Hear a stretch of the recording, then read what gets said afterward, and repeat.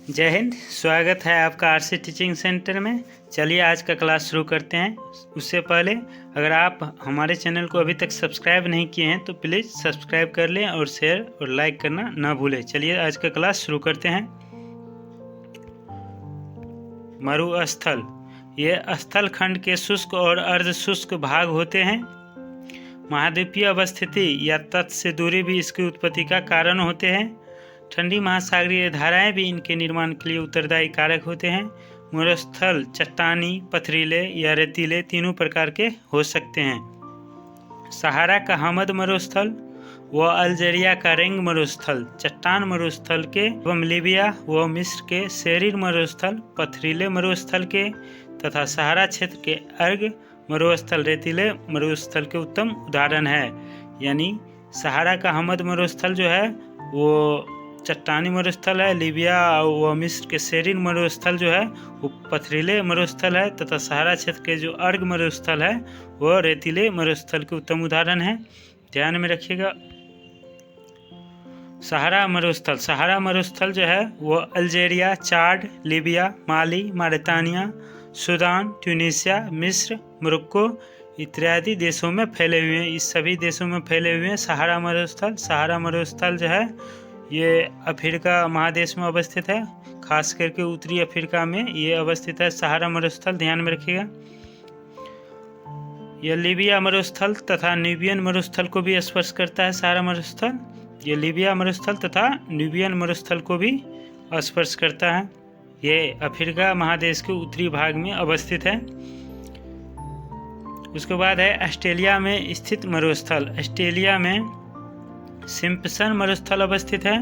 उसके बाद गिब्सन मरुस्थल भी ऑस्ट्रेलिया में अवस्थित है। स्टुअर्ट स्टोनी मरुस्थल भी ऑस्ट्रेलिया में अवस्थित है। उसके बाद सबसे ज़्यादा पूछे जाने वाले ग्रेट विक्टोरिया मरुस्थल भी ऑस्ट्रेलिया में ही अवस्थित है। और लास्ट है ग्रेट सैंडी मरुस्थल भी ऑस्ट्रेलिया में अवस्थित है। उसके बाद है सऊदी अरब में स्थित मरुस्थल। सऊदी अरब में नाफूद मरुस्थल भी अवस्थित है। उसके बाद हमद मरुस्थल भी सऊदी अरब में अवस्थित है। रब अल खाली मरुस्थल भी सऊदी अरब में अवस्थित है। उसके बाद है गोबी मरुस्थल जो है ये मंगोलिया और चीन के सीमा पर अवस्थित है। मंगोलिया और चीन के सीमा पर गोबी मरुस्थल अवस्थित है। उसके बाद कालाहारी मरुस्थल जो है ये बोत्सवाना में अवस्थित है। बोत्सवाना अफ्रीकन कंट्री है, ध्यान में रखिएगा। उसके बाद है तकला मकान मरुस्थल जो है ये चीन में अवस्थित है। उसके बाद है सोनोरन मरुस्थल जो है ये अमेरिका और मेक्सिको के सीमा पर अवस्थित है। संयुक्त राज्य अमेरिका और मेक्सिको के सीमा पर अवस्थित है सोनोरन मरुस्थल। उसके बाद है नाबीब मरुस्थल जो है नामीबिया देश में अवस्थित है।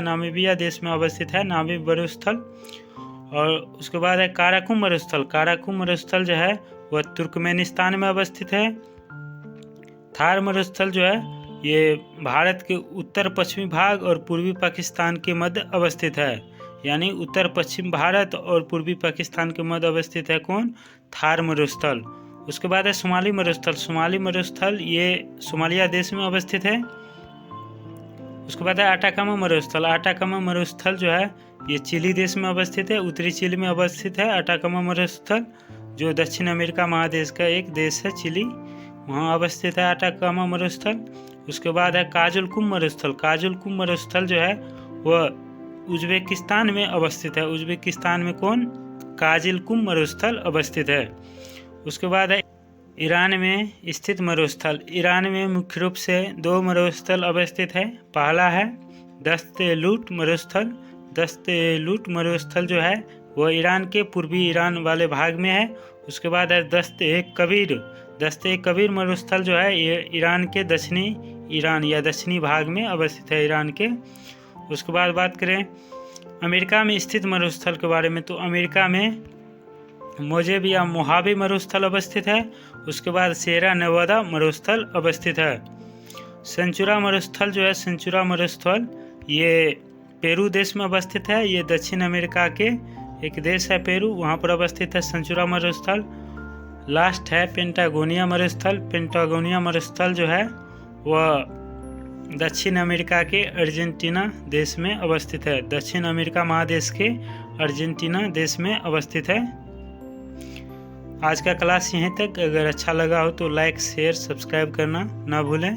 अपना टिप्पणी जरूर छोड़ें। धन्यवाद।